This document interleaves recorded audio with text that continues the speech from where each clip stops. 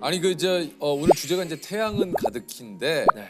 오늘 저희에게 태양의 신비에 대해서 좀 알려주시겠다고 우리 궤도 씨가. 너무 좋습니다. 흔히 태양은 이제 태양계의 심장, 출발점이다 얘기를 하는데 이게 태양은 어떤 천체입니까? 태양은 결국 별이니까 예, 지구에서 가장 가까운 별입니다. 태양은 46억 살 정도라 사람으로 치면은 지금 딱 좋은 나이. 저희 정도. 46억 살이에요? 46억 살. 딱 좋아요. 한 120억 살 정도로 수명을 보고 있으니까. 예, 태양의 수명이 있어요? 그렇죠. 태양의 수명을 보통 한 120살 정도, 120억 살 정도 보고 있고 사실 MZ 세대랑 비슷해요. 태양도. 지금 MZ 세대. 약간 끝물 MZ. 저희랑 지금 태양이 끝물 MZ예요? 네. 아니 그러면 태양이 그러면 없어지면 이거 우리 태양계 다 그럼 120억 년 되면 다 작살나는 거예요? 작살나죠. 없어져? 네, 이게 별의 진화 단계가 있어요. 엄청나게 커져요. 적색거성으로 커졌다가 나중에 백색의성처럼 작아집니다. 근데 태양이 이렇게 사라지다는 거 처음 알았어요. 태양도 이제 결국 작은 하얗게 빛나는 전구 같이 될 거예요. 나중에는. 네. 근데 너무 놀라시는 것 같은데. 너무 놀라요. 지금 근데 어차피 우리가 47억 년 후 46억 년이잖아요. 지금. 아니 그래도 앞으로 한 1000년 후도 생각 안 하셔도 괜찮아요. 아니 그래도 아니 없어진다니까 나 지금 충격이야. 근데 왜냐면 지금 이거 긴급 뉴스입니다 지금. 이거 요즘 태양이 없어진대요 120억 년 후에. 태양은 없어지지만 태양을 구성하는 모든 것들은 다시 재구조화 되겠죠. 이것이 또 양자역학입니다. 너무 재밌지 않습니까? 와 이거 이렇게 재밌네? 문득 궁금해지는 게 우리가 이제 태양에 관한 그런 명언들이 굉장히 많아요. 내일은 내일의 태양이 뜬다. 그다음에 이제 하늘 아래 두 개의 태양을. 그렇죠. 요거 좀 과학적으로 설명이 가능합니까? 사실 굉장히 어려운 문장입니다. 예. 내일은 내일의 태양이 뜬다. 예. 그럼 내일을 어떻게 정의할 것인가를 봐야 되는데 네. 시간이라는 건 완전 상대적이에요. 사실 지구가 자전하기 때문에 오늘과 내일이라는 개념이 생긴 그쵸. 건데. 예. 근데 내일은 내일의 태양이 뜬다. 사실 태양 입장에서 봤을 때는 굉장히 웃긴 일이에요. 왜요? 왜냐면 오늘 내일을 결정하는 게 지구가 도는 것 때문에 그런 거지. 태양 입장에서는 내일이란 건 없어요. 예. 그냥 항상 항상 떠 있죠. 그대로. 예. 우주적 관점에서 봤을 때 태양은 항상 있는 겁니다. 지구가 거기서 돌고 그냥 쇼를 하고 있는 건데 내일은 내일의 태양이 뜬다. 그럼 태양 입장에서 뭐야? 뭐? 아 지들끼리 혼자 돌아놓고선. 좀 진지하네 얘들이? 이런 느낌인 거죠. 그리고 하늘 아래 두 개의 태양은 없다. 이거는 사실 굉장히 잘 만든 문장이긴 해요. 근데 확실한 거는 하늘 아래 한 개의 태양도 없어요. 그냥 하늘 아래 태양이 없어요. 뭔 소리예요? 하늘 밖에 있는 거구나. 그렇죠. 왜냐면은 우리가 보통 이제 하늘을 정의할 때 그 지표면으로부터 한 100km까지를 이제 우리 대기권 안으로 정의를 하고 이걸 카르만 라인이라고 그러거든요. 맞아요. 카르만 요거 라인. 밖으로 가면 우주로 정의를 합니다. 네. 하늘 아래라면 카르만 라인 안쪽으로 봐야 되는데 요 안쪽엔 태양이 없어요. 요 밖에 있습니다. 그래서 하늘 아래 두 개의 태양은 없다. 이 말은 너무 잘 만든 말이지만 좀 바꿔서 하늘 아래 두 개의 태양은 당연히 없다. 왜냐? 네. 하늘 밖에 있기 때문이다. 이렇게 가야 돼요. 아니 이제 세계적인 천문학자 칼 세이건이 이제 남긴 말인데 우리 행성은 우주의 어둠에 크게 둘러싸인 외로운 티끌 하나에 불과하다. 이게 이제 우주를 공부하다 보면 우리의 존재라는 게 참 너무 미미하다. 이런 생각이 좀 드실 때가 좀 맞아요. 있는지. 어떠세요? 막 너무 우리가 하찮게 느껴지거나 그런 게 있으세요? 그냥 생각지도 못했던 자연재해나 그런 사고들로 인해서 너무 나약하다. 생명을 잃거나 이런 거 보면 좀 힘이 쭉 빠지죠. 그러니까 네. 우리는 왜 이렇게 작고 보잘것없고 우리가 아무 힘도 없고 우리가 할 수 있는 거 아무것도 없고 너무 괴로운 거야 그 생각 자체가. 그래요, 맞아요. 그런데 다시 생각해 보면은 적어도 지금 현재 우리가 작고 보잘것없다라는 걸 알고 있는 건 오직 인간밖에 없어요. 맞아. 그 과정에서 우리 다른 생명체에 대해서 굉장한 배려와 애정과 사랑이 생기죠. 왜냐하면 우리가 너무 보잘것없으니까. 제가 굉장히 존경하는 천문학자가 평상시에 항상 하시던 말씀이 있어요. 너무나도 크고 광활한 이 우주에서 우리는 너무 외롭다는 거예요. 그 외로움을 버틸 유일한 방법은 사랑뿐이다. 네. 사랑이 없으면 우리는 못 버티는 거예요. 버틸 수 없어. 그건 맞아요. 맞아요. 그 사랑을 주고 위로를 주고 우리에게 힐링을 주는 거예요. 그게 바로 과학이라는 거죠. 보이저라는 탐사선이 있어요. 이게 인류가 만든 탐사선 중에 가장 멀리까지 가 있습니다. 그렇게 해서 탄생한 사진 한 장이 창백한 푸른 점이라는 사진이에요. 네. 정말 멋있게 딱 거기 푸른 점이 딱 찍혀 있어요. 이거를 보면은 우리가 얼마나 작은 존재인지 그리고 이걸 통해서 우리가 얼마나 주변에 있는 사람들을 더 아끼고 배려하고 사랑해야 되는지 이 점 위에서는 어떠한 철학도 어떠한 뭐 정치 성향도 남자 여자 뭐 부자고 가난하고 의미 없다. 그냥 한 도트밖에 안 되는 점 안에 살고 있는 똑같은 그냥 생명체다. 이거를 딱 보고 나면은 절대 누구에게도 무례하게 할 수 없어요. 왜냐면 우리는 정말 사랑받아야 되는 존재거든요. 모두가 이런 생각들을 해야 세상이 바뀔 수 있어요. 아니 그 궤도님이 우주뿐만 아니라 생활 밀착형 과학을 풀어내는 데 좀 일가견이 그래요? 있어요. 그래서 네. 연애 고민을 특히 과학적으로 요거 조금 기가 막히게 좀 상담을 해주신다 그래요. 기가 막히죠 연애는. 우리 조셉의 꼴값을 굳이 우리 궤도가 좀 과학적으로 조금 분석을 한번 해봤다고. 근데 감동 많이 받았어. 아 그래요? 예.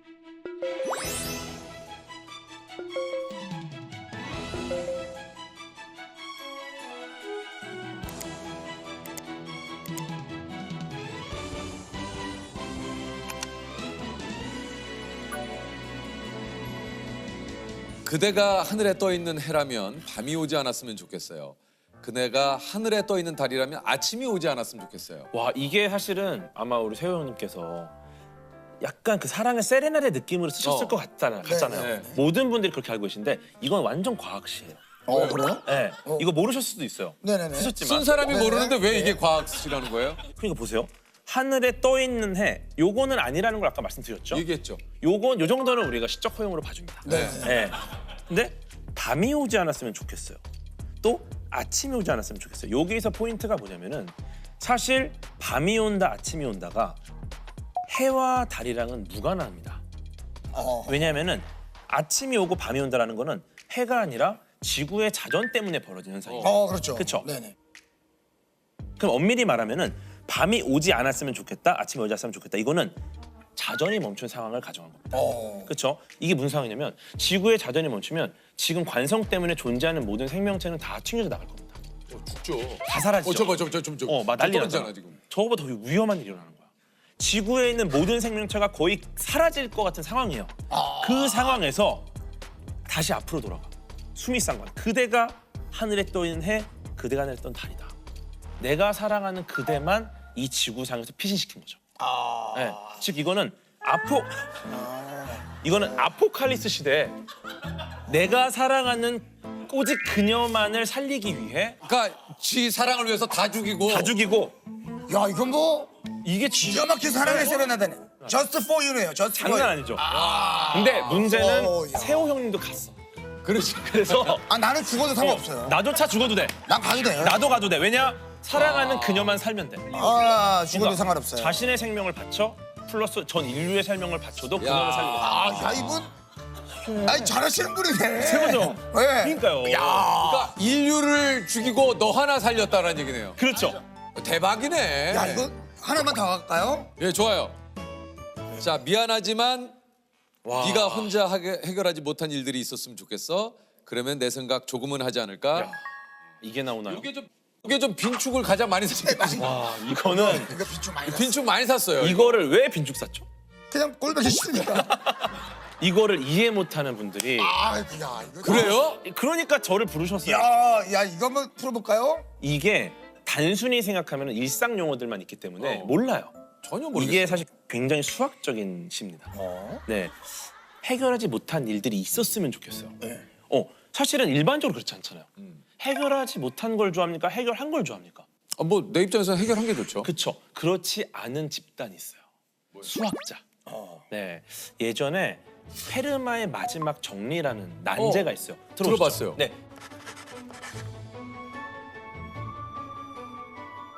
이게 증명된 거 아시죠? 네, 이게 거의 400년 만에 증명이 되는데 그 앤드류 와일즈라는 수학자가 증명을 합니다. 기가 막힌 방식으로 증명을 해요. 증명해서 해결을 했어요. 수학자들 좋아했을까요? 좋아하지 않았어요? 좋아하지 않았어요. 왜요? 내가 이 문제를 그렇게 즐거워하면서 풀고 있었는데 네가 해결해 버리니까 그럼 나는 이제 뭘 하냐? 나의 가장 애정하던 무언가를 뺏어가 버린 거야. 그래서 이제 하버드 대학교에서 수학자들이 모여가지고 앞으로 절대 해결할 수 없는 수학계 난제를 한번 정해보자. 여기에 앤드류 와일즈 참여를 해요. 네. 그래서 7가지 난제를 찾아냅니다. 거기에 뭐 리만 가설, 뭐 푸엔카라 추출막 이런 것들이 있어요. 아 일부러 또 그거를 모여셔가지고 네. 해결할 수 없는 걸 만들었어요. 이게 이제 밀레니엄 7대 난제라고 부르는 수학계 최대 난제예요. 근데 보세요. 그러면 내 생각 조금 하지 않을까? 이 시는 사람이 관점에 쓴 시가 아니에요. 내 생각을 하지 않을까? 난제의 관점입니다. 네, 보세요. 난제의 관점입니다. 네, 보세요. 이 시 쓰신 분은 무슨 소리가? 그렇죠. 아니 궤도 씨. 맞지 않습니까? 시를 쓰신 분. 근데 왜냐면 진짜 명작은요. 내가 그걸 어떻게 만들었는지도 몰라. 이런 느낌인 거죠. 그러니까 아 이거 그냥 SNS에 관심 받으려고. 아니. 아니 좋아해. 기도 씨, 아니 궤도입니다. 이거를 왜 썼냐면 네. 제가 생각하는 사랑은 난제라고 생각을 했거든. 사랑은 난제. 사랑은 풀지 못한 숙제. 후가 영감을 받았다니까요. 근데 보세요. 이걸 난제 입장에서 보면 내가 난제야. 내가 리만 가설이야. 미안하지만 수학자들 너네가 혼자 해결하지 못할 수 좋겠다. 왜냐? 그러면 니들이 리만 가설 생각을 좀 하지 않을까? 근데 많은 시청자분들이 궤도님 보고 진짜 꼴값 때리고 말고 할 것 같아. 꼴값 떨죠? 네. 이제 악플 달려고 궤도를 검색합니다. 거기서 이제 야, 과학을 그래. 만나. 맞아요. 경이로움을 보고 네. 와 과학 이렇게 재밌었어? 야, 근데 이야기를 너무 재밌게 잘 그러니까. 풀어주시니까 글 쓴 사람도 기분이 좋다. 아니 이게 궤도님이 이제 이말년 씨와 과학 콘텐츠를 만들어서 많은 분들을 좀 킹받게 했다고 하는데 제목만 들어도 상당히 킹받게 만드는 도대체 이런 걸 왜 분석을 하시는 건가요? 그냥 그 사람들이 과학을 좋아하게 만들려는 방식이죠. 네, 왜냐면은 예를 들어 그냥 작용과 반작용이라는 뉴턴의 운동 법칙이 있다. 근데 이 재미없잖아요. 근데 김치 싸대기를 때릴 때 있잖아요. 그럼 김치 싸대기를 딱 때립니다. 그럼 이때 사람들은 모두가 김치 싸대기를 맞은 사람을 애처롭게 봐요. 하지만 김치도 맞았어. 그러니까 제 입장에서는 김치도 애처롭게 봐야 되는 거야. 때리는 순간 볼도 김치에 맞았지만 김치도 볼에 맞은 겁니다. 그러니까 둘 다 작용 반작용. 이런 얘기를 하는 거예요. 그런 얘기를 하면 댓글들이 어떻게 달려요?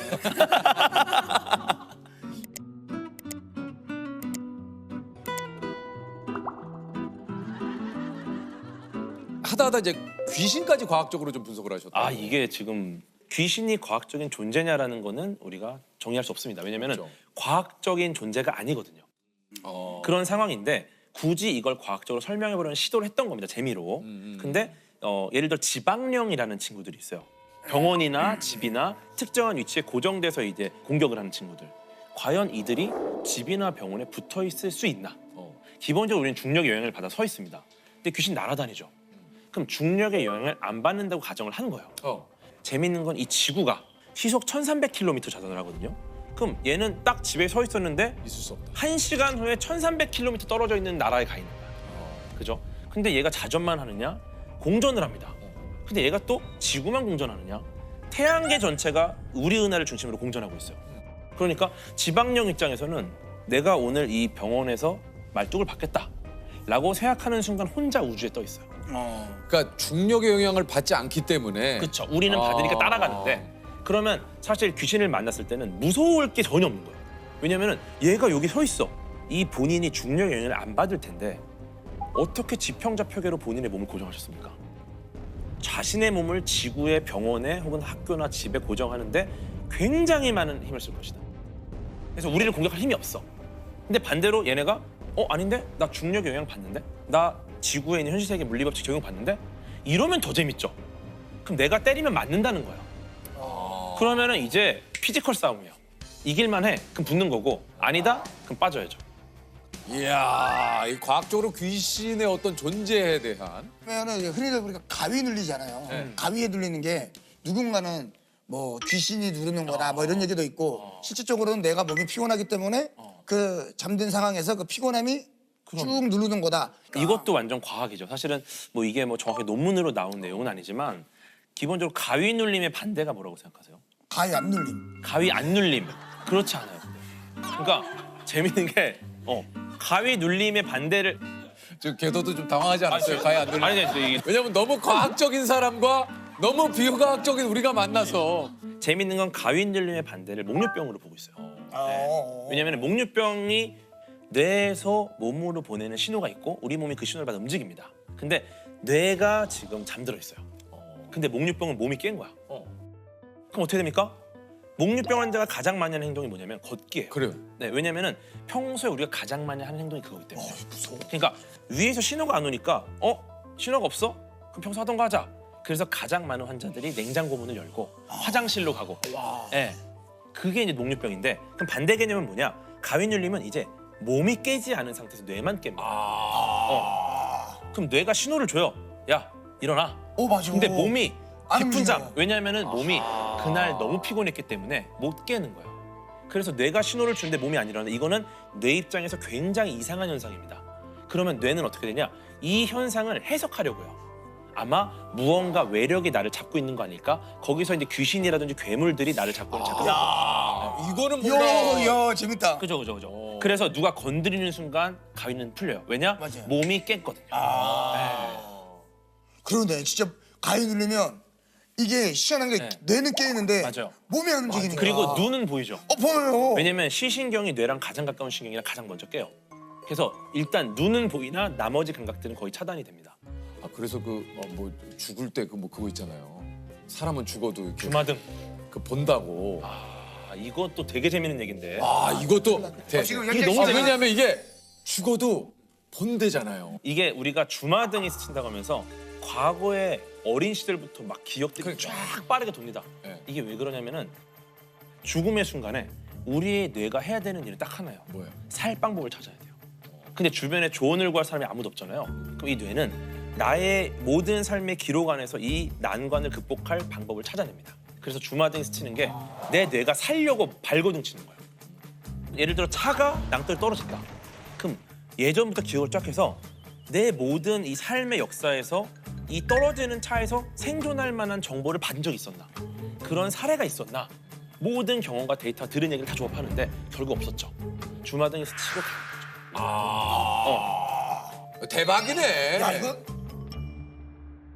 이게 이제 유나 씨의 사건의 지평선이 궤도님 때문에 만들어졌다고요? 사건의 지평선에 대한 설명들을 이렇게 해주시는데 갑자기 굉장히 울컥하면서 이거하고 블랙홀하고 이제 같이 나오게 된 거예요. 근데 이게 사건의 지평선이 뭡니까? 사건의 지평선이라는 거 처음 들어보셨죠? 네. 블랙홀은 아시죠? 블랙홀 알죠, 블랙홀. 굉장히 인기 있는 천체잖아요. 블랙홀을 설명하는데 가장 중요한 키워드예요, 사실. 사건의 지평선. 네, 그 블랙홀이라는 거는 뭐든지 빨아들이는 그치. 천체잖아요. 사실상 이제 블랙홀 설명도 좀 길어져요. 왜냐면 실제로 검은색도 아니고 구멍도 아니에요. 블랙홀은 죽은 별입니다. 근데 요거 좀 이건 20분 걸려요, 진짜. 블랙홀은 이건 안 돼. 너무 아깝다. 넘어가. 아니, 그러니까 이거 이거를 어쩔 수 없어요. 180분 편성해야 돼요. 안 돼. 어쨌든 중요한 거는 블랙홀에서 빨려 들어가는 시점이 있을 거 아니에요. 근데 여기를 딱 넘어가면은 돌아올 수 없죠. 알았다. 거기를 이제 사건의 지평선, 네, 이벤트 호라이즌이라고 합니다. 그러니까 그런 사건이 일어난 시점. 이 사건의 지평선을 넘어가면 블랙홀에서 빨려 들어가는 후에 두 세계는 완전히 분리돼서 어떤 사건도 서로 상호작용할 수 없어요. 이게 너무 과학계에서 중요한 키워드인데 윤하님이 이걸 통해서 헤어진 연인과의 그 상호작용이 불가능한 드디어 사건의 지평선을 아시는 분들도 많으셨겠지만 저는 이제 이해를 했습니다.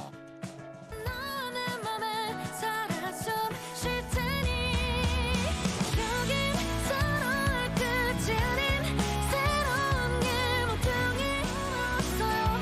그래도 이제는 사건의 지평선 너머로 근데 또 그 최근에 그 블랙홀 연구하는 천문학자가 결혼을 했어요. 이 후배가 결혼식장에서 네. 이 사건의 지평선을 트는 거야. 왜냐? 내가 블랙홀 연구해. 그 이 노래가 사건의 지평선이야. 너무 좋은 거야. 그렇죠. 그래서 이거를 너무 저는 감동인 거예요. 그래서 야, 천문학자 결혼식에 사건의 지평선이 울려 퍼진다. 유나님한테 제가 보내줬죠. 이걸 딱 찍어서 영상으로. 그랬더니 유나님이 이 슬픈 노래를 결혼식장에서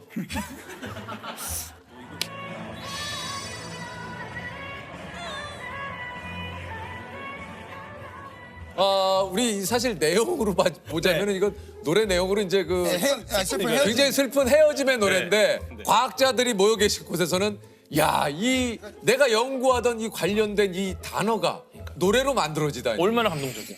자, 제가 소개를 드리겠습니다. 분리의 시선으로 세상을 바라본다. 양자 역학이 너무 재밌어서 물리학자가 된 김상욱 교수님이십니다. 아유, 안녕하세요. 반갑습니다. 안녕하세요. 네, 반갑습니다. 네.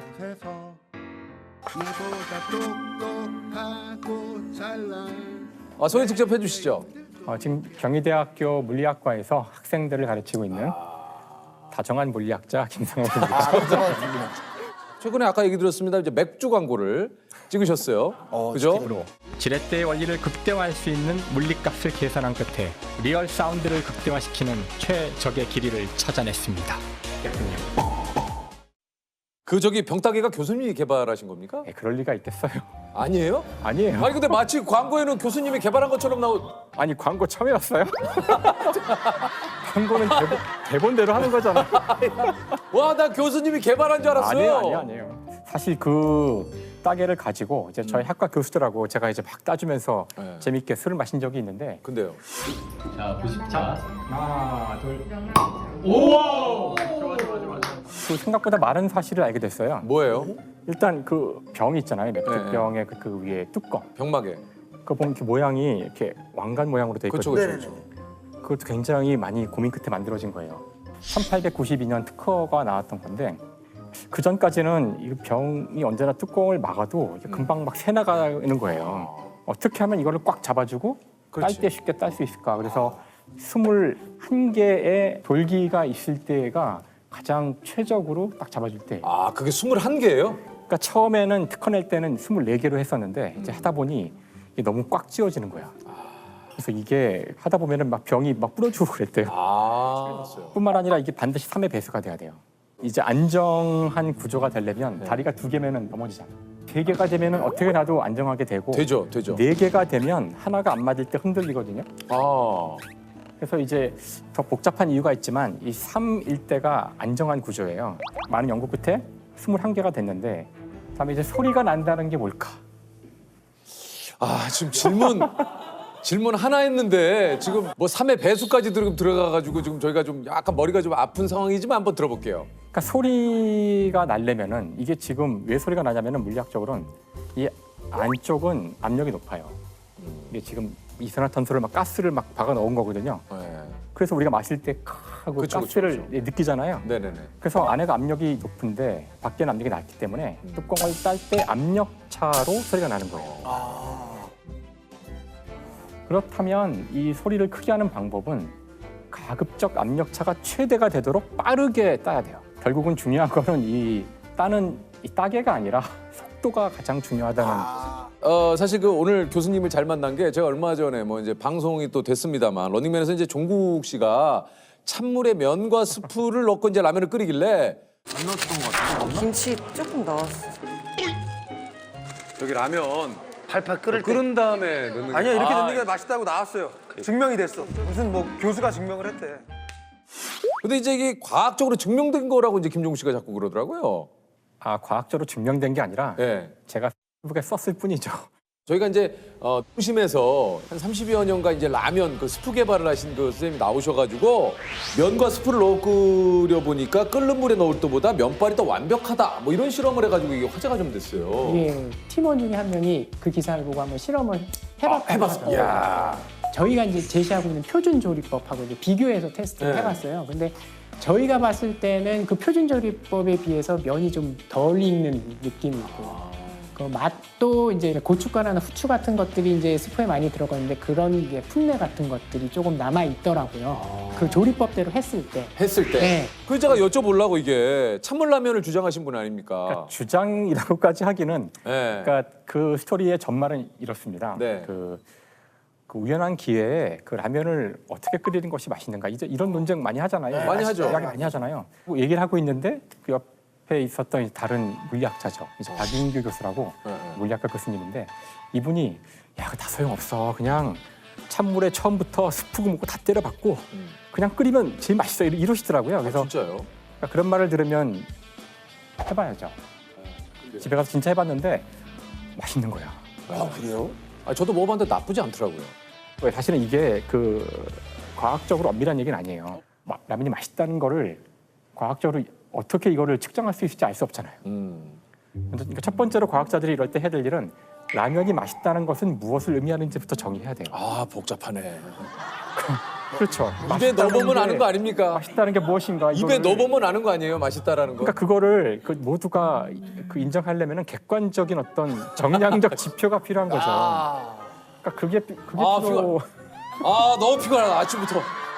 그래서 이제 생각을 그 다음부터 해봤죠. 그래서 라면 특히 중요한 게 여기서 라면이 면발이 굉장히 쫄깃해져요. 그냥 한 거에 비해서. 라면이 쫄깃한 이유는 이제 그 안에 들어있는 글루텐이라는 성분 때문에 그래요. 근데 글루텐은 이게 열을 그러니까 뜨거운 물에 넣을 때 풀어지거든요. 근데 차가운 물에서는 풀어지진 않아요. 글루텐은 물에 녹지 글루텐이. 않거든요. 그러니까 뜨거워지기 전까지는 그렇게 풀어지는 효과가 크지 않다면 굳이 끓을 때 넣지 않아도 되지 않을까라고 이제 이해를 했고 이제 몇 번 실험을 해본 다음에 이제 맛있는 조건을 찾아서 그냥 농담이죠. 제 느낌이기도 하고 여기에 우리 양자역학을 연구하면서 어지럽지 않은 사람은 그걸 제대로 이해를 못한 거다. 닐스 보우라는 분이 그렇게 얘기를 했고요. 양자역학을 완벽히 이해한 사람은 아무도 없다. 리처드 파인먼 씨가 이렇게 얘기를 하셨어요. 양자역학을 아는 사람과 모르는 사람의 차이는 양자역학을 모르는 사람과 원숭이의 차이보다 더 크다. 양자역학을 모르는 사람은 금붕어와 전혀 다를 바가 없다. 머리 겔만 씨, 야 이분 말씀 과격하게 하시네. 뭐 하는 분이에요, 그분은? 머리가 들어간 거 보니까 이분 굉장히 똑똑한 분 같은데? 머리 겔만? 일단 말씀하신 세 사람 모두 다 노벨 물리학상 수상자. 아유 죄송합니다. 선생님이시네. 아유 죄송합니다. 네 오늘 제가 오늘 오랜만에 이렇게 학문적으로 뭔가 이게 궁금한가 호기심이 굉장히 좀 폭발하는 인생에 이런 시기가 많이 없거든요. 오늘은 좀 시청자 여러분 우리 자기님들 좀 이해를 해주십시오. 오늘 그 양자역학하고 멱살 한번 잡고 이 녀석들 한번 제가 한번 제대로 한번 훅 좀 한번 날려보겠습니다. 잠깐만 기다려주세요. 이 자식들 이거 양자역학 자식들 이거 양자역학이 뭡니까 도대체? 원하시는 대로 할 수 있거든요. 그러니까 1분 버전, 3분 버전, 5분 버전, 10분 버전. 일단 1분 버전으로 해주세요. 10초 버전은 없죠. 10초 버전. 1분 버전으로 한다면 세상 모든 것은 원자로 돼 있어요. 더 이상 쪼갤 수 없는 작은 단위. 사람 그렇죠. 몸도 원자로 돼 있고 책상도 원자로 돼 있고 네. 태양도 원자로 돼 있고 별도 원자로 다 돼 있거든요. 이 원자라는 것들은 작은 쪼개지지 않는 알갱이인데 그렇죠. 네, 이것들의 움직임과 변화는 우리가 주변에서 보고 있는 자동차나 무슨 이런 공이나 이런 것들이 움직이고 변화하는 것과 굉장히 다른 방식으로 변화하고 움직여요. 네. 바로 그 변화와 움직임을 설명하는 이론이 양자역학입니다. 야 모르겠는데 일단 그러면은 이분 됐나요? 다음 거를 클릭해 볼게요. 자 다음 걸 클릭했어요. 1분으로는 이해가 안 돼. 네, 그럼 3분. 벌써 1분을 설명했기 때문에 네네네. 상당히 쉬워졌는데 좋아요. 그러면 그 원자는 다르다고 했는데 도대체 무엇이 다른가? 그러니까. 네. 자 일반적인 이런 물체들은 그 물체의 위치를 정확히 기술할 수 있어요. 예를 들어 지금 재석 씨는 여기 있잖아요. 있죠. 위치를 알 수 있어요. 저로부터 옆으로 뭐 한 1m 떨어진 위치에 예. 있다. 하지만 양자역학의 대상이 되는 원자와 같은 것들은 위치를 정확히 알 수가 없어요. 정확히 왜요? 알 수가 없고 뭐 그렇다고 위치를 알 수 없는 거냐? 그건 아니에요. 보면 위치를 알 수는 있지만 보지 않으면 위치에 대한 어떤 정보도 알 수 없고 내가 봤더니 여기 앉아 계시잖아요? 그럼 내가 보기 전에 어디 있었을까? 여기 있었겠지? 아니에요. 뭐 하는 거예요? 이럴 줄 알았어. 잠깐만. 1분을 클릭해서 봤는데 모르겠어서 3분을 봤는데 더 모르겠는데. 사실 3분이 아니라 이제 시간이 길어질수록 더 모르게 돼요. 아 진짜요? 양자역학이 뭔데 그렇게 어렵습니까? 그러니까 양자역학이 어려운 이유는 우리가 이미 알고 있는 경험으로 설명할 수가 없어요. 즉 내가 본 것은 본 그대로이다. 이런 것들이 보장이 안 돼요. 여기서는. 양자역학은요. 그래서 인간이 갖고 있는 모든 기본적인 어떤 개념이나 인간의 언어 이런 것들이 양자역학에서 무용지물이 돼서 어렵거든요. 그러니까 사실 양자역학은 이해하는 게 아니라 어느 시점이 되면 받아들이는 거예요. 저는 교수님 약간 이제 받아들이기 시작을 했어요. 뭘 받아들여? 양자역학은 그녀의 마음과 같다. 알고 싶다고 해서 알 수 꼴까 없고 떨고 앉아 진짜. 그냥 아니야, 있는 정말. 그대로 받아들여야지. 자꾸 내가 뭔가 알려고 하면 할수록 멀어진다. 그냥 양자역학이 존재하는 그대로를 받아들여라. 저 친구는 지금 빨리 수업 끝나고 나가려고. 자, 이제 네. 퀴즈를 드리겠습니다. 퀴즈? 아니요? 그러니까 예를 들어주세요. 우리 주변에 양자역학이 뭔지. 만약에 양자역학이 없었다면 우리 주변에서 사라질 것들 그걸 얘기해 주세요. 그걸 얘기를 해볼게요. 뭐가 사라져요? 우선 먼저 불 다 끄셔야 돼요. 첫 왜요? 번째. 이거 다 양자역학으로 작동하는 거거든요. 원자로. 빛을 낸다는 것이 특히 형광등, LED 이런 거 다 양자역학이 없으면 존재하지 않고요. 이 카메라 다 끄셔야 되고, 그다음에 집에 텔레비전 끄셔야 되고요. 스마트폰 갖다 버려야 되고요. 우리가 쓰고 있는 일상 그 용품 중에 그런 양자역학이 다 들어가 있다라는 일단 거죠. 전자공학 전체가 양자역학이 없었으면 존재하지 않을 학문이고, 삼성 그 삼성전자. 야 그래도 진짜 친절하시다. 화를 내실 만도 한데 화를 안 내시네. 근데 약간 째려보셨어요. 약간은 째려보셨어요. 그러니까 삼성전자의 전자가 나오는데 바로 그 전자를 설명하는 학문이 양자역학이에요. 그 20세기의 모습이 19세기와 다른데 그 차이가 양자역학이에요. 19세기와 20세기의 가장 큰 차이점이 양자역학이다.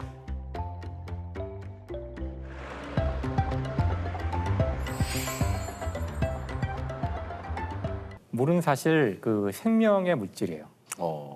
생명이 있는 곳에는 반드시 물이 있어야 되고 물은 모든 것을 녹일 수 있는 아주 중요한 용매거든요. 그래서 사실 그 재석 씨는 어느 곳에 가서나 무엇인지 녹일 수 있고 또 생명이 있다면 반드시 있어야 되는 그런 존재라서 제가 물을 선물로. 교수님 고맙습니다. 이것도 이게 굉장히 또 이게 소중해지네 뭔가 느낌이. 이제 조셉 씨에게는 이게 지금 산소인데 산소는 정말 중요한 거잖아요. 네, 그렇죠. 산소가 없으면 살 수가 없으니까. 하지만 눈에 보이지 않죠. 눈에 보이지 않지만 그렇게 소중한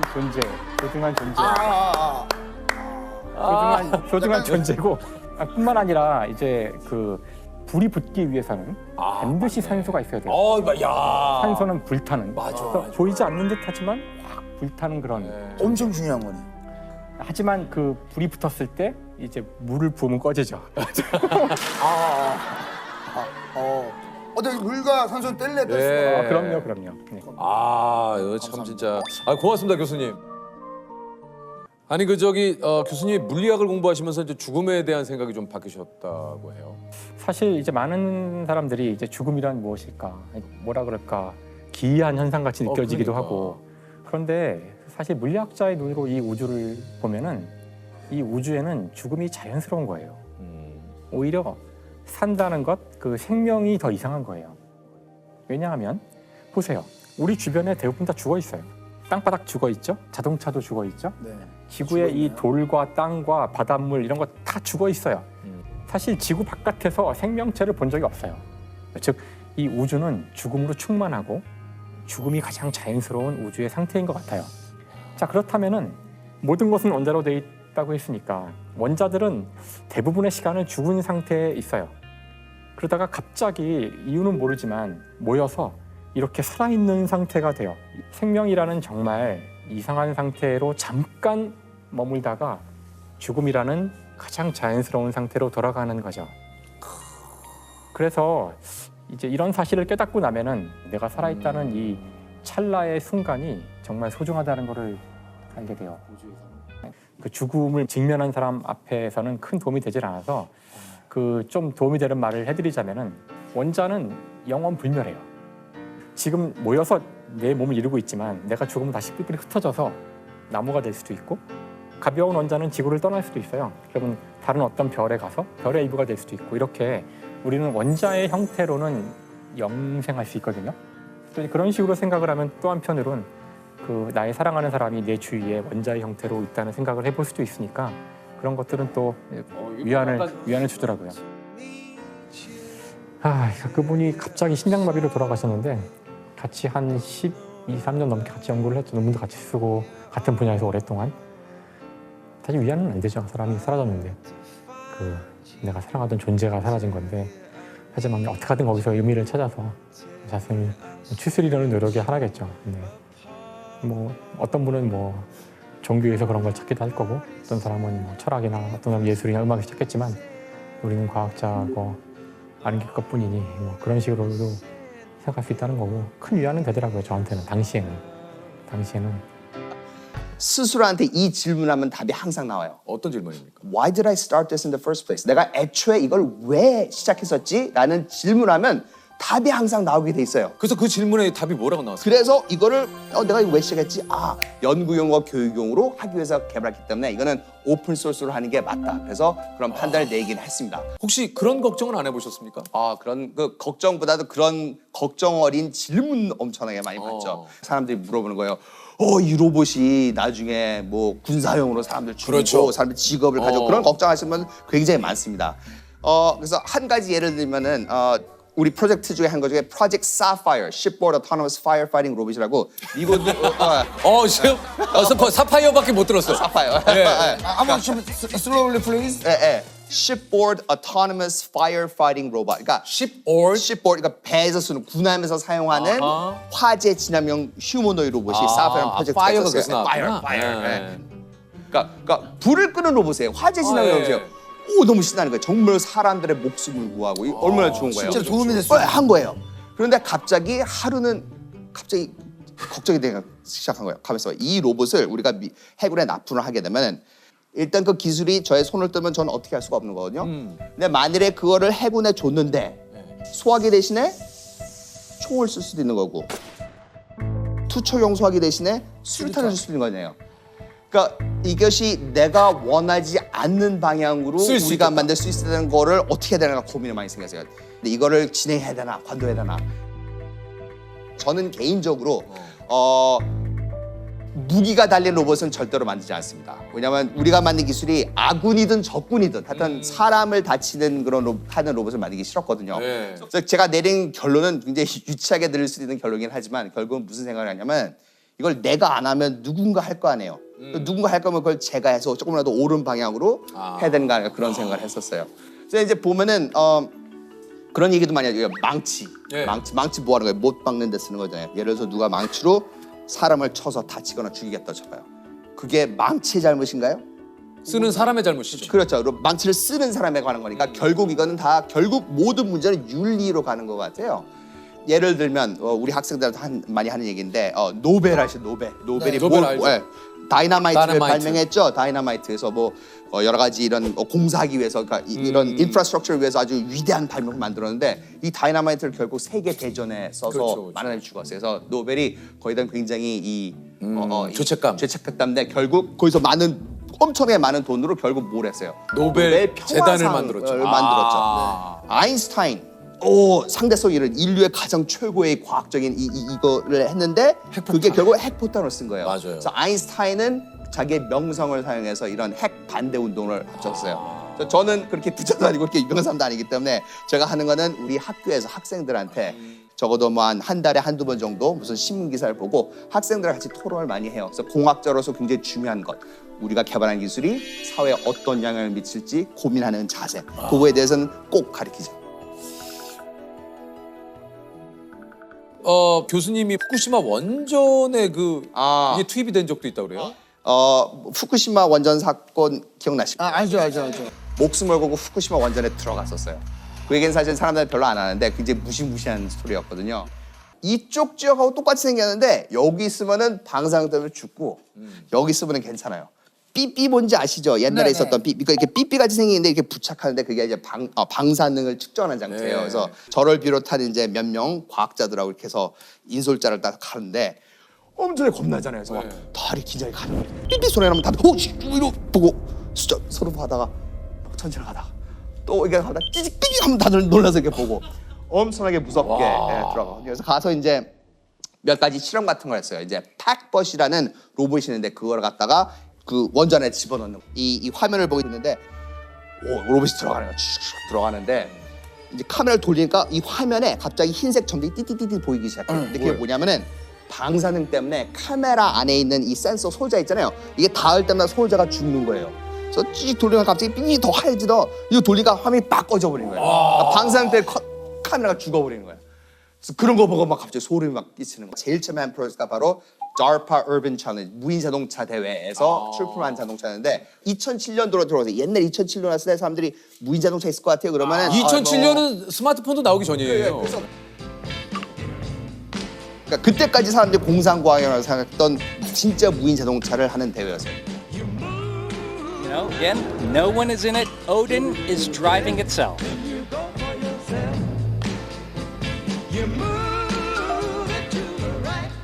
자동차 대회에서 우리가 3등을 했었어요.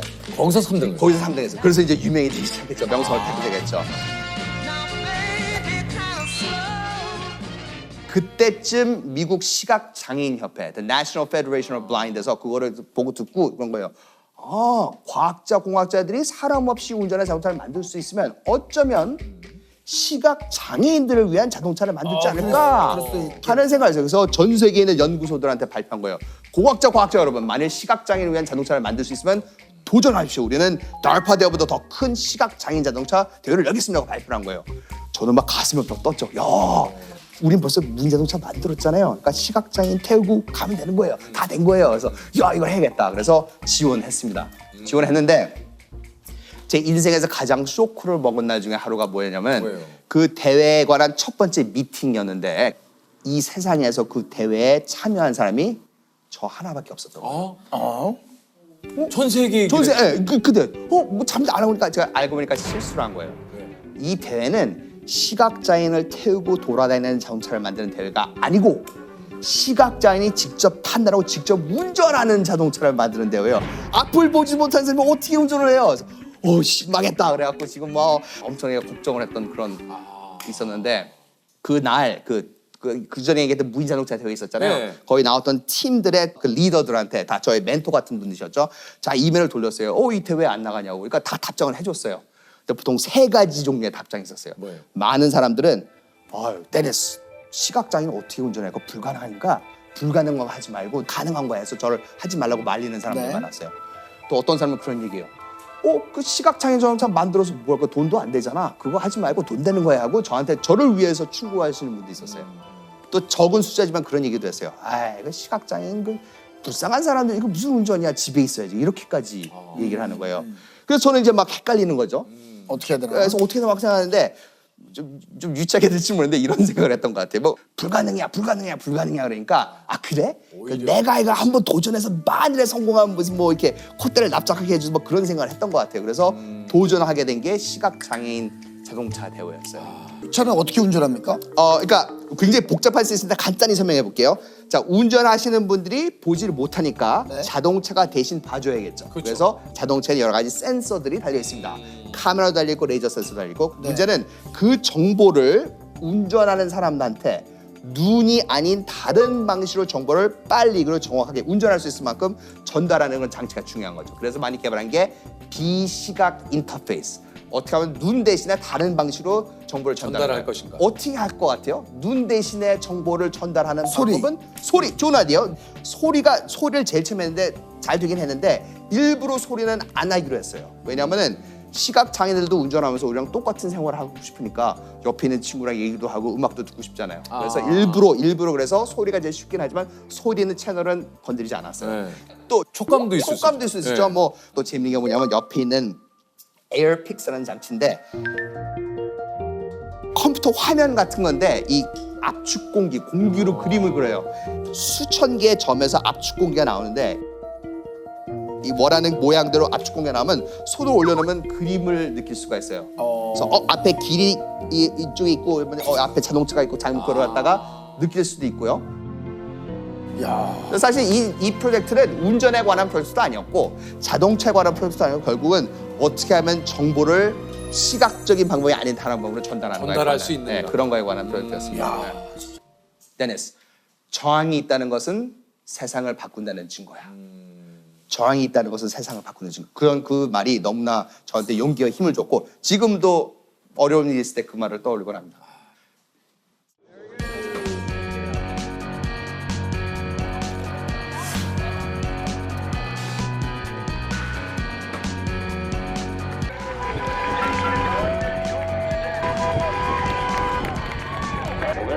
First box, and now let's see if Mark avoids it.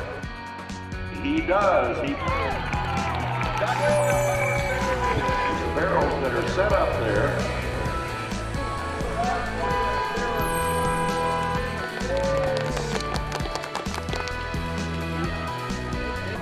Mark's gonna give me a ride back to the hotel, right?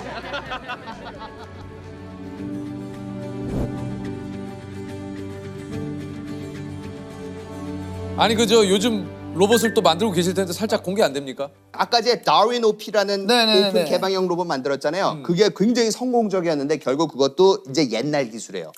이제 우리 로봇 공학자, 과학자들이 필요한 건 새로운 다이나믹하게 움직여 정말 네네. 그런 로봇이 필요한데 이번에 새로 브루스라는 조그만 휴먼 로봇을 만들었는데 그건 뭐야? 처음으로 이 퀴즈에서 발표합니다. 뭡니까?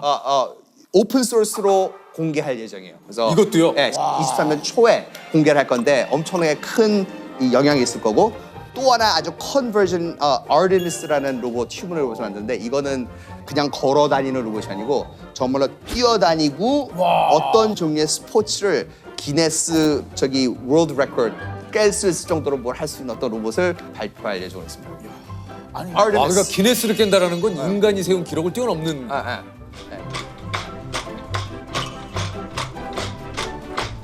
앞으로 저 로봇 공학자로서 앞으로 목표가 있습니까? 정말로 우리 연구소는요. 우리가 개발한 기술이 정말 사회를 이롭게 하고 사람들의 행복을 주는 기술을 개발하는 그런 믿음과 신념이 있어요. 그래서 다음 달에 또 만나면 어떤 로봇을 만들고 있을지 저는 모르지만 한 가지 정말 약속드릴 수 있다는 건 그게 어떤 종류의 로봇인지는 모르지만 그 로봇은 정말로 사람들한테 행복을 주고 사회를 이롭게 하는 그런 따뜻한 기술이 될 거라는 거는 제가 약속드릴 수 있습니다. 또 하나의 우주 미지의 세계인 뇌에서 길을 찾다 스탠퍼드 이진형 교수님이십니다. 아유 안녕하세요. 안녕하세요. 반갑습니다. 안녕하세요. 직접 소개를 좀 해주세요. 네, 저는 스탠퍼드에서 뇌 연구를 하고 있는 이진형이라고 합니다. 일단 진짜 뭐 발음만 들어도 스탠퍼드의 지금 느낌이 왔어요. 혹시 한 번만 더 부탁드려도 될까? 어디 대학교인지? 스탠퍼드에서. 스탠퍼드. 이게 이제 그 원래 발음이군요. 이게 저 노벨상 수상자 무려 83분? 와. 여기 이제 구글, 나이키, 넷플릭스, 인스타그램, 스냅챗, 야후 창업자도 다 이 스탠퍼드 대학교의 졸업생이군요. 아니 이게 저 뭐 하버드의 전통에 대해서 저희도 한번 좀 얘기를 들었어요. 네. 뭐 시험 기간 중에 왈몸으로 뭐 예를 들면 교내를 달린다든가. 막 시험 기간에 스트레스 받으면은 다 이렇게 전신 누드를 하고 나와서 뛸 수 있는 밤이 있어요. 그런 게 있고. 네. 스탠퍼드도 뭐 좀 그런 게 있습니까? 재밌는 게 하나 있는데 뭐예요? Full Moon on the Quad라고 해서 Full Moon on the quad. on the quad. 예. 네, 그래서 이렇게 보름달이 뜨면 쿼드라고 네. 가장 중심 지역이 있는데 네네네, 학교에 네. 거기에 이제 학기가 시작하자마자 풀문이 되면 그러면요. 이제 12시 땡 하면 아무나 키스를 해도 된다고. 거짓말 교수님. 아니, 저도 진짠가 하고 한번 가봤는데 뭐 저는 구경했었습니다, 학생일 때. 가보긴 가보셨어요? 네, 저도 대학원. 아니 근데 모르는 사람은 키스를 해도 돼요? 그래도 어느 정도 좀 안면이 있어야 뭐 하겠지. 그냥 생으로 키스를 하면은 그 볼키스죠? 아니면은 저 잘 모르겠습니다. 제가 직접 그냥 보지는 생으로 못했어요. 키스를 해요? 저 뭔가 막 볼 게 있을까 하고 갔는데 정말. 한번 오시죠 그때. 저희가요? 네네. 저희가 가면 이상하지 않을까요? 뭐. 아니 그 저기 어쨌든 세계적인 명문 교수님은 그 스탠퍼드에 언제부터 좀 계셨던 거예요? 제가 서울에서 대학 졸업하고 대학원. 대학원을 네, 가시고. 석박사를 거기서 했어요. 네, 테니어를 받았습니다. 2017년. 네. 이 테니어를 받으면 어떻게 되는 거예요? 종신 교수가 됐어요. 이야, 종신 교수요? 네네, 안 잘리는 거죠. 와 대박. 대박 안 잘립니다.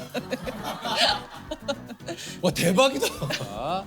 대학에서도 교수님을 붙잡아둬야 되는 이유가 있는 거죠. 앞서 뇌과학을 연구한다고 이제 얘기를 해주셨는데 이게 뇌과학 중에서도 어떤 걸 좀 연구를 하신 겁니까? 제가 원래는 전자공학자입니다. 그래서 그러세요? 네, 한국에서도 전기공학부를 졸업하고 대학원에서도 전자공학 박사학위를 했습니다. 아니 근데 지금 네. 여기 뇌과학은 의학 쪽 아닙니까? 네, 제가 이제 박사까지 다 마쳤을 무렵에 이제 저희 외할머니께서 뇌졸중으로 쓰러지셨는데 뇌 질환에 대해서는 별로 생각을 해본 적이 없었는데 이제 그렇게 쓰러지시고 나서 직접 고생하시는 모습을 보니까 이게 정말 심각한 문제구나. 제가 그때 생각한 게 제가 전자공학자다 보니까 우리 전자공학에서는 우리 이렇게 막 핸드폰도 만들고 그렇죠. 컴퓨터를 만들고 예. 만들어서 고장 나면 고치고 이런 거 다 하는데 왜 뇌는 못 고칠까? 그런 아주 단순한 생각에서 뇌가 회로라고 그때 알게 됐어요. 뇌에 있는 신경세포들이 회로를 이루어서 통신을 하는 시스템인데 그러면 그 통신 시스템이 어떻게 동작하는지 알면 그거에 맞추어서 여기가 잘못됐구나라고 알아내고 또 고칠 때도 그 통신이 제대로 되게 하면 되는 거잖아요. 그래서 저는 전문가가 아니었으니까 여러분들에게 여쭤봤어요. 이거 뇌에 이렇게 하는 방법 있습니까? 그랬더니 없다고 하시더라고요. 그래서 그럼 내가 한번 해봐야 되겠다. 그래서 그래서 그 뇌회로 분석한 걸 바탕으로 진단하고 치료하는 방법을 연구하게 됐습니다. 주제는 신경세포 종류별로 하나씩 조절을 했을 때 그게 어떻게 뇌와 통신하는지를 볼 수 있는 기술을 처음 선보인 거였어요. 가상 공간에 뇌를 복제한 기술이 핵심입니다. 이렇게 빨갛게 지금 가끔씩 막 튀는 것들이 이제 정상적이지 못한 정상인에 비해서 여기와 여기의 통신이 좀 줄어들었다. 그러면 그거를 통신을 더 늘어나게 할 수 있는 방법을 찾는 게 뇌의 회로가 어떻게 동작하는지 많은 부분을 알게 됐어요. 그러니까 예를 들면 뇌에 의해서 어떤 동작이나 뭔가 실행이 됐을 때 네네. 뇌의 어떤 네. 부분이 어떻게 작용을 하고 그렇죠. 이런 것들이 어떻게 이루어져서 이런 동작과 이런 게 나오는지 제가 15년 동안 집중해서 한 연구가 그거군요. 그거 하나를 알아내기 위해서 연구를 했습니다. 근데 이거를 알아내면은 우리 뇌에 어떤 질환이 생겼을 때 그 네. 원인을 찾고 네네. 치료를 할 수 있는 거네요. 그렇죠. 이게 그 연구 진행이 좀 어느 정도 진행됐는지도 좀 궁금하고 이게 좀 상용화가 가능한 겁니까? 세상에 그 연구하는 게 생각보다 쉽지 그게 연구 자체를 연구하는 사람에 대해서 연구를 맨날 하나 보다 이렇게 생각하는데 사실은 많은 시간을 저 그 연구할 텐데 연구비 주세요. 그 연구비. 연구하고 나면 또 이 논문 이거 출간해야 되는데 이거 좀 출간해 주세요 하면서 그런 시간이 너무너무 많아요. 그래서 15년 연구했으면 좀 과장하면 10%도 연구하는 시간을 쓰지 못한 것 같아요. 그러니까 연구를 위한 그 제반 여건 이 환경 마련에 엄청난 시간이 엄청난 시간과 노력이 돼.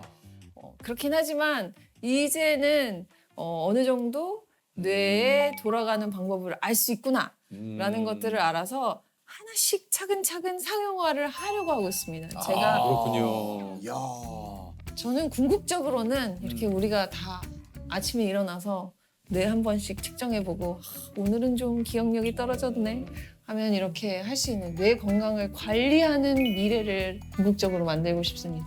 야 진짜 공부 비법이 좀 있습니까? 하는 방법이 나름대로 있기는 합니다. 이게 뭐 뭡니까, 비법이라고 하기는 좀 그런 걸 좀 얘기를 해주세요. 그런데 제가 공부를 할 때는 목표가 뭡니까? 학교 다닐 때 공부할 때. 시험 잘 보죠. 그래서 저는 항상 이렇게 아는 것보다 시험을 좀 잘 보는 편이었는데 그 이유 중에 하나가 일단 문제부터 다 풀어봅니다. 아니 근데 시험 문제를 풀면 다 틀리죠. 다 틀리긴 하는데 다 틀리죠. 근데 문제라는 걸 보면 그 문제가 이런 걸 알아야 된다고 가르쳐 주는 거잖아요. 그럼 이런 게 문제에 나오는구나. 이런 거를 알아야겠구나라고 먼저 문제를 다 보고 나서 그다음에 공부를 하면 훨씬 공부의 효율이 높습니다. 네. 비법입니다. 공부 방식이 다 다르니까. 아니 근데 비법. 교수님 네. 뭐 사당오락이라는 말이 있어요. 예전 말이긴 네네. 하지만 네네. 교수님 한 몇 시간 정도 자고? 저는 한 8시간 정도 잤어요. 나보다 많이 주무셨는데? 얼마나 주무셨어요? 아니 저는 뭐 그래도 뭐 7시간 뭐 네네. 자고 또 중간에 수업 시간에 자고 뭐 했으면 이제 수면이 다른 거예요.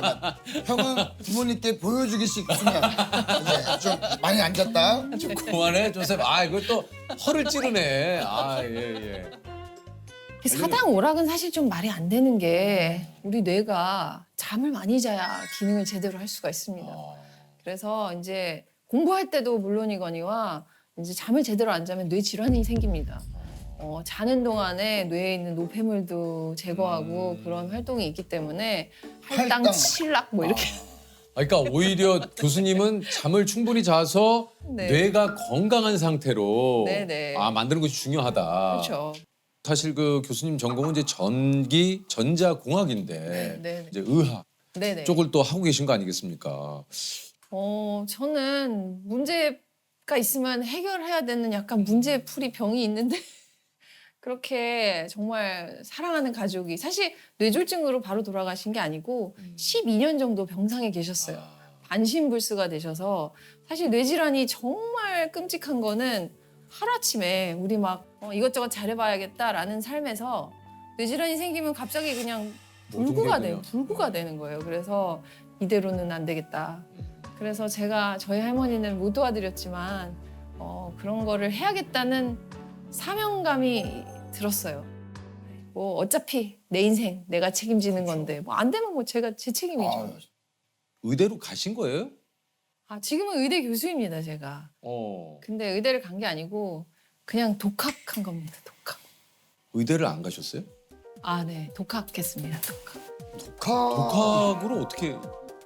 왜냐면 제가 아까 말씀드린 것처럼 시험 문제를 잘 풀려면 시험 문제를 먼저 보고 뇌과학을 할 때 시험 문제에 해당한 거는 뇌를 지금 이렇게 어떻게 동작하는지도 모르고 계속 약만 들고 그거 하면 안 될 것 같은 거예요, 제 생각에. 그래서 문제를 제가 만들었죠. 제가 출제를 했어요. 뇌가 돌아가는 알고리즘을 만드는 일을 해야겠다. 그 문제를 만들고 이제 그 문제를 푸는데 필요한 거를 공부하는 거죠, 그때부터. 그래서 뭐 독학을 했다는 게 뭐 혼자 책을 봤다는 얘기라기보다는 이런 거에 대해서 알고 싶으면 그쪽 전문가한테 가서 배우고 또 이런 거에 대해서 알아야 될 것 같으면 또 배우고. 저는 전자공학 하다가 이제 뇌과학 하니까 사실 배척을 되게 많이 받았어요. 네가 뭘 하냐. 너 전자공학, 네가 뇌를 아냐. 제가 처음으로 뇌를 하려고 한 실험이 있어요. 그걸 할 수 있게 된 계기는 제가 그 아이디어를 NIH에다가 그 좀 펀딩을 해달라고 했을 때는 NIH는 NIH 미국 보건복지부 보건복지부 National Institute of Health. 다행히 그거를 냈을 때 누군가가 심사를 해서 얘 한번 기회를 줘야겠다. 누군가 기회를 주시긴 주셨어요. 근데 그 다음에도 지하에 있는 실험실에서 새벽 2시까지 매일매일 실험을 했는데 한 100번 했는데 안 되더라고요. 그래가지고 100번 안 되니까 해봐라 하고 한 소수의 사람들이 있었을 거 아니에요. 그렇죠. 근데 그분들이 제가 100번 해서 실패하니까 이제 그만해라 이제 이렇게 말씀하셨는데 할 만큼 했다. 이제 그만해라. 이게 지금 그만해야 되는 게 맞을까 이렇게 생각을 해봤는데 생각을 해보니까 아무리 생각해도 이게 돼야 될 것 같은데 안 되는 거예요. 그래서 한 120번 하니까 되더라고요. 네. 제가 처음에 한 거 중에 하나가 이제 간질 연구였는데 간질을 연구를 하러 간질 학회에 가거나 그러면 쟤는 뭐냐? 네가 간질에 대해서 무엇을 아느냐? 또 그 다음에 뭐 치매를 연구해도 마찬가지고 제가 제 아이디어를 이렇게 써서 이제 보건복지부에 제출을 했는데 제가 UCLA에 임용이 됐을 때랑 같은 시기였어요. 그래서 사실은 임용이 됐는데 제가 그 아이디어를 해보기 위해서 미뤘어요, 교수가 되는 거를.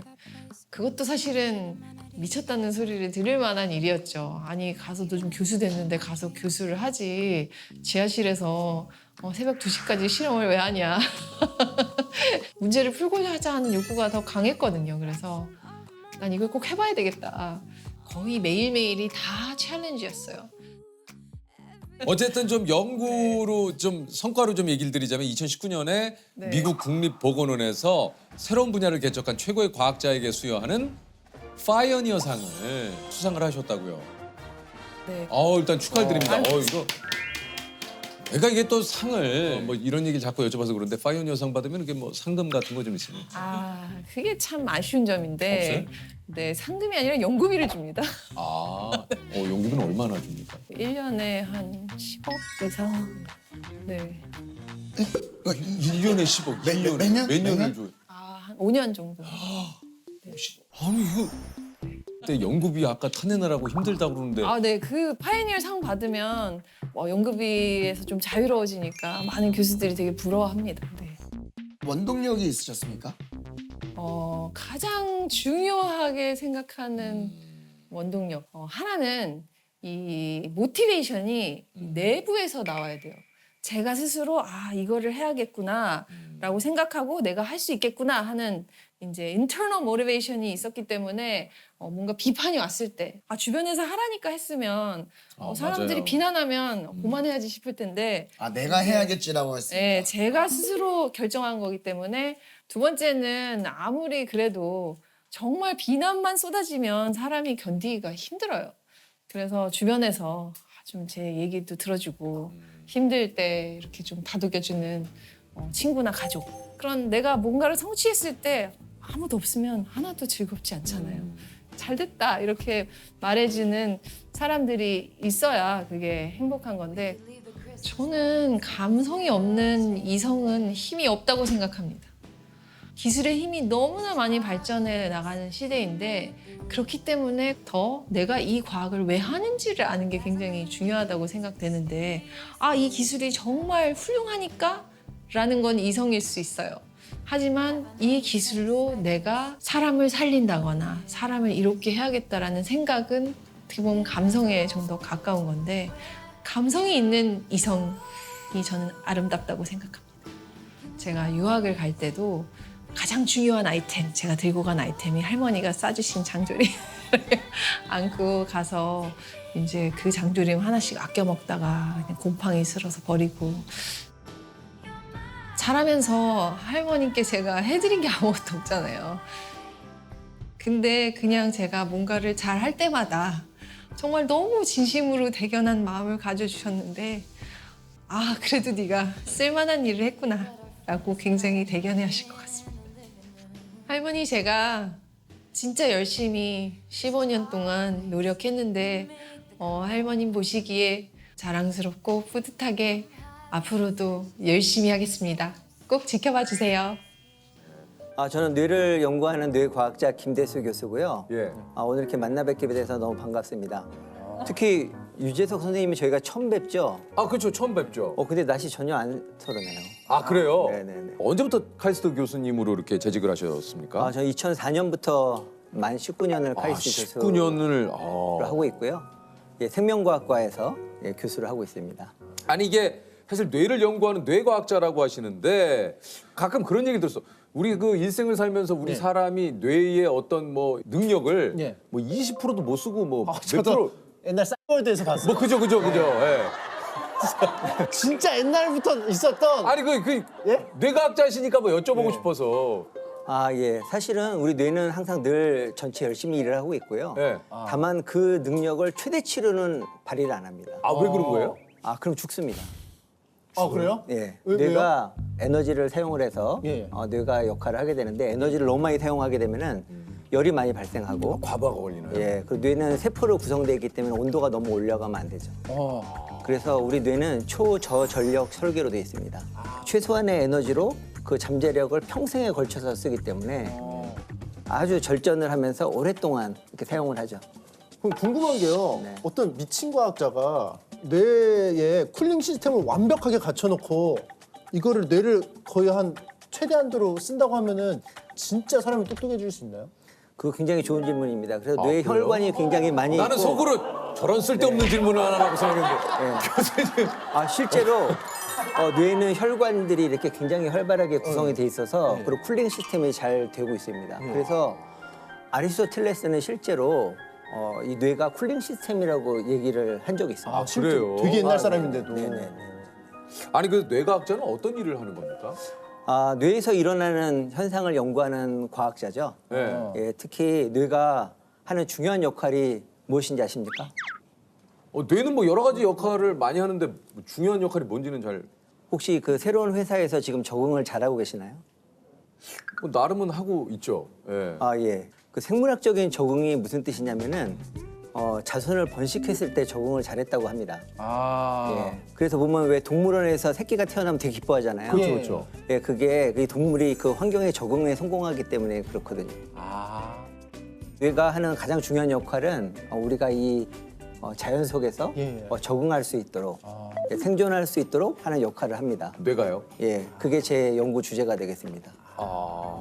아니 그래서 오늘 교수님께서 이제 사랑에 빠진 뇌의 비밀을 알려주시겠다고 이거 아마 솔깃하신 분들 많으실 거예요. 동물이 생존을 하고 적응을 한다는 의미가 그게 인간적인 의미에서 이 배우자와 이런 애착 관계가 굉장히 중요합니다. 예, 그래서 이 적응의 차원에서 사랑이란 무엇인가 이런 질문을 늘 갖고 연구를 하고 있죠. 아니 근데 사랑은 그 머리로 하는 게 아니라 가슴으로 한다고 저희들은 늘상 그렇죠. 배워왔는데 이게 좀 머리로 사랑 이게 좀 약간 그 좀 혼란이 오거든요. 예, 그렇죠. 원래 그리스 학자 중에서 실제로 심장이 이렇게 뛰니까 사랑할 때마다 그러니까 이 심장에 감정이 있다고 생각하는 사람이 있었는데 철학가 중에 그 알크메온이라는 사람이 처음으로 보니까 눈의 시신경이 뇌로 연결돼 있는 거예요. 그래서 뇌가 이게 감각을 느낀다. 그러니까 심장을 뛰게 하는 거는 뇌다. 거쳐서 이렇게 가는 거죠. 이제. 그렇죠. 제가 유재석 씨를 만났을 때 이렇게 어색하지 않은 거는 모든 국민의 뇌 속에는 지금 유재석 신경이 있습니다. 미디어를 통한 유재석 신경. 그래서 늘 저도 만나요. 있거든요. 네, 늘 만나요. 그래서 어색하지가 않아요. 아 그래요? 예, 실제로 레코딩하면은 측정을 하면 유재석 신경을 찾을 수가 있습니다. 있어요? 있어요. 에이. 진짜 있어요, 교수님? 아, 그럼요. 옛날에 미국 과학자들이 실제로 빌 클린턴 대통령의 그런 사진을 보여주면서 거기에 흥분하는 신경을 발견을 해서 클린턴 신경이라고 이름을 붙인 적이 있어요. 클린턴 신경. 와 이것도 유재석 신경. 유재석 신경. 없는 사람 없죠. 유재석 신경은. 와 이거 참. 뇌가 만들어내는 생물학적인 사랑은 3단계로 구성이 됩니다. 어떻게? 첫 번째는 대상이 없어도 나의 반쪽을 만나고 싶다. 예, 그런 간절함. 간절함. 그런 간절함. 그런 상태가 있죠. 그래서 그런 보통 성호르몬들이 많이 관여를 하고요. 예, 그래서 그리스 사람들은 우리가 원래는 눈이 4개고 입이 2개고 귀도 4개인 줄 알았어요. 그리스 사람들은요? 네, 왜냐면은 나는 불완전하기 때문에 나의 반쪽을 만나서 완전한 모습이 눈이 4개. 만들려고. 그렇죠. 4개를 만들려고. 그렇죠. 그 신비한 힘이 뭘까? 나의 반쪽을 만나려는 그런 에너지. 그 에너지가 어디 모여 있냐면 뇌의 시상하분하는 부위에서 예, 그런 신호를 계속 만들어냅니다. 그래서 우리 뇌는 이렇게 생존과 적응에 관련된 그런 신호를 더 민감하게 받아들인다는 걸 알 수가 있죠.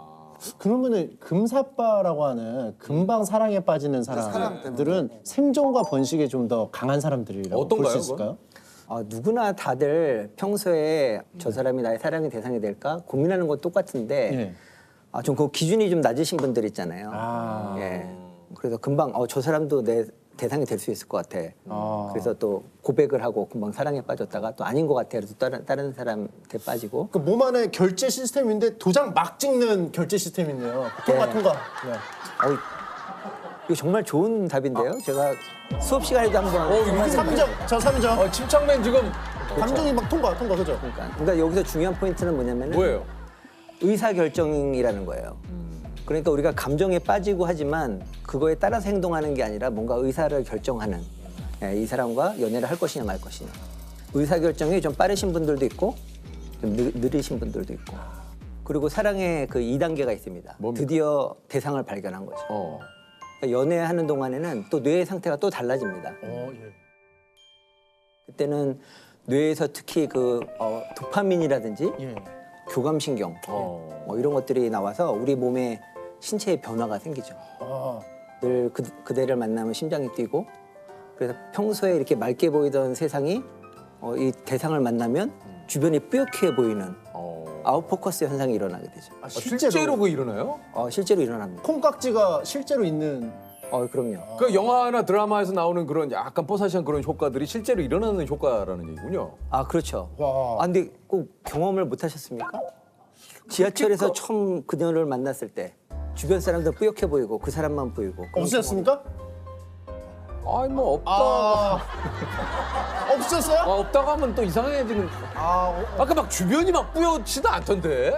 근데 우리 뇌가요 원래 주변이 뿌옇게 보입니다. 그래서 저희 카메라를 보고 계시면요 주변이 사실은 다 뿌옇게 보여. 거기 집중해서 보세요. 맞아. 진짜 그러네. 주변은 뿌였습니다. 주변이 잘 안 보이네요. 우리 눈 하나에 구조가 사랑하는 사람을 찾거나 내가 몰입의 대상을 찾거나 거기 집중하게 돼 있어요.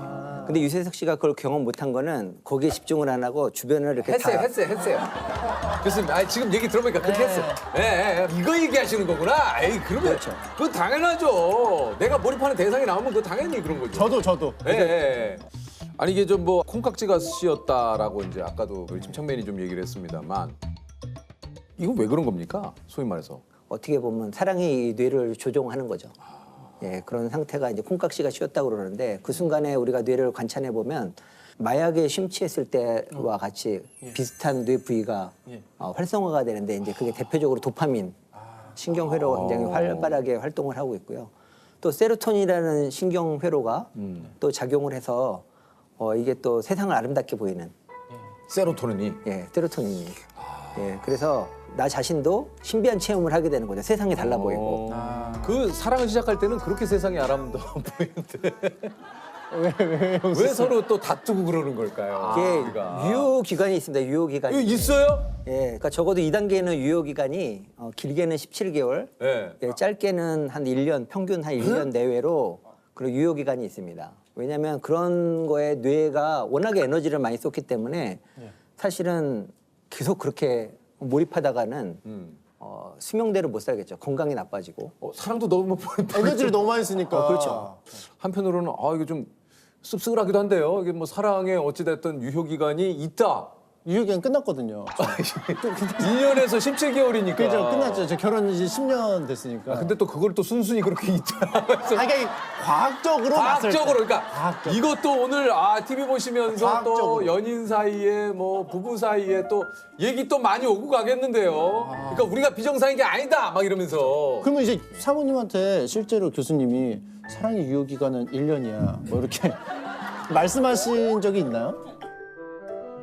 사랑의 유효 기간이 있고. 근데 교수님도 요 질문을 영원한 사랑은 상당히 없어. 좀 멈칫하시는데요.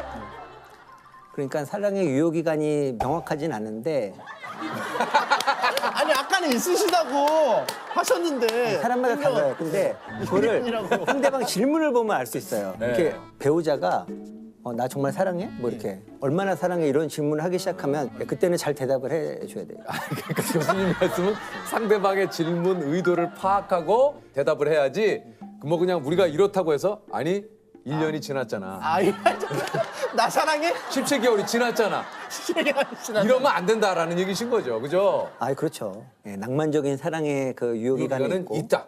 그보다 더 깊은 사랑이 시작된다. 그렇지. 2차 사랑, 2차 사랑. 그러면 이렇게 정리를 해야겠다. 2차 사랑. 사랑은 계속 이어진다. 이어진다. 그러나 우리 그 감정적으로 그리고 열정적인 그런 어떤 뜨거운 불타오르는 막 미치겠는 그런 사랑은 유효 기간이 있다. 이렇게 정리를 한번 해보도록 하겠습니다. 그죠.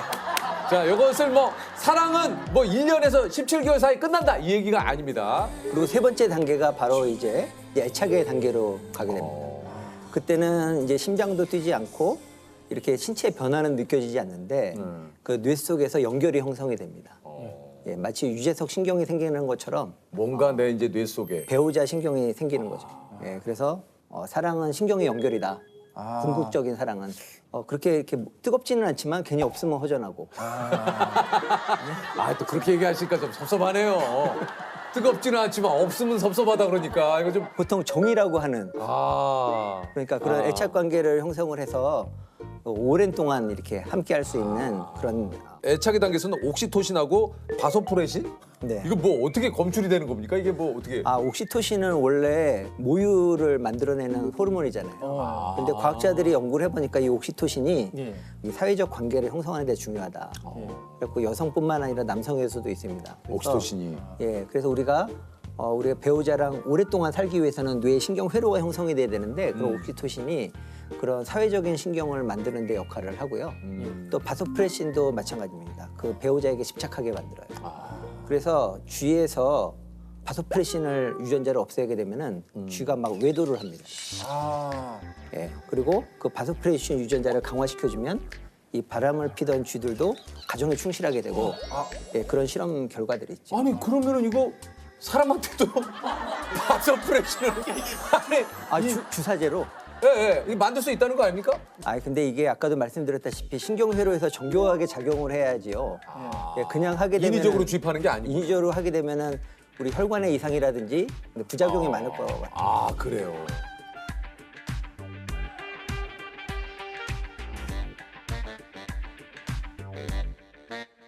이렇게 사랑에 관한 것을 뇌과학으로 이렇게 얘기를 들으니까 되게 흥미진진해요.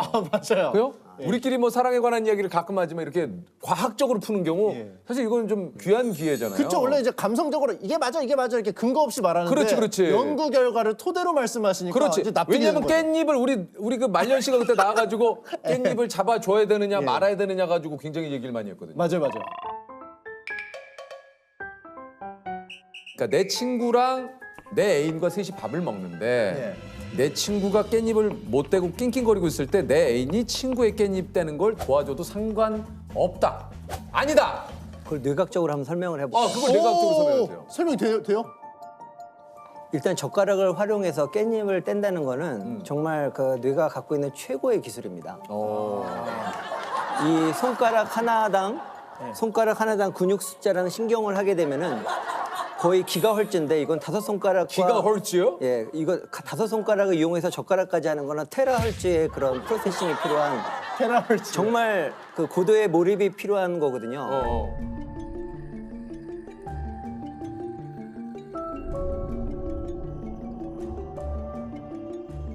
그래서 특히 내 배우자나 내가 사랑하는 사람 옆에 있는데 그 장면을 보게 되면 그건 절대로 해서는 안 되는 행동이죠.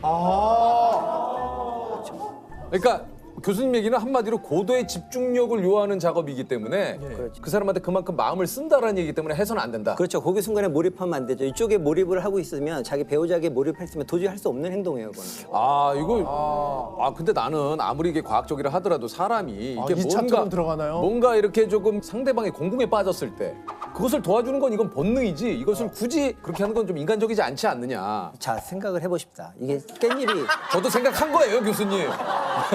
물러설 생각이 저도 생각을 한 거예요. 지금 깻잎이 2장이 붙어 있단 말이에요. 네. 그러니까 이게 3차원 깻잎이 지금 2차원으로 완전히 붙어 있어요. 그런데 뇌가 뗐는데 또 생각을 해보십시오. 이거를 먹었어요, 상대방이. 근데 내가 이 깻잎을 잡고 있잖아요. 이건 또 내가 먹어야 됩니다. 왜냐면 내가 손을 댔기 때문에. 그렇죠. 그걸 내가 먹었어요. 그러면 운명적으로 붙어있던 깻잎을 한 장은 그분이 드시고 한 장은 내가 먹었다는 게 교수님 이건 좀 약간 비약이에요. 로맨티스트세요. 로맨티스트. 제가 봤을 때는 보면은 입장이 깻잎 떼주는 거 본능이다 편이고 본능이지. 뇌의 명령이다라고 이제 생각하시는데 그 모습을 보는 배우자나 사랑하는 사람이 봤을 사람 때는 입장에서는. 다르게 해석할 수가 있으니까. 그건 뭔지 알겠다. 정리됐다. 드디어 복잡한. 드디어 이 복잡한 프로세스가 정리가 됐어. 배우자의 성향과 여러 가지를 생각하고 해야 되는 행동이다. 즉 내 남자친구나 내 여자친구가 이런 것들을 별로 좋아하지 않는다 하면 본능이어도 하지 말아야 한다. 자, 그러나 어느 정도 이런 것들에 대한 서로 상호 간의 이해도가 있는 커플이다. 그렇다면 해도 된다. 즉 알아서 잘 눈치껏 하시라. 길게 이어진 논쟁에 오늘 방점을 찍네.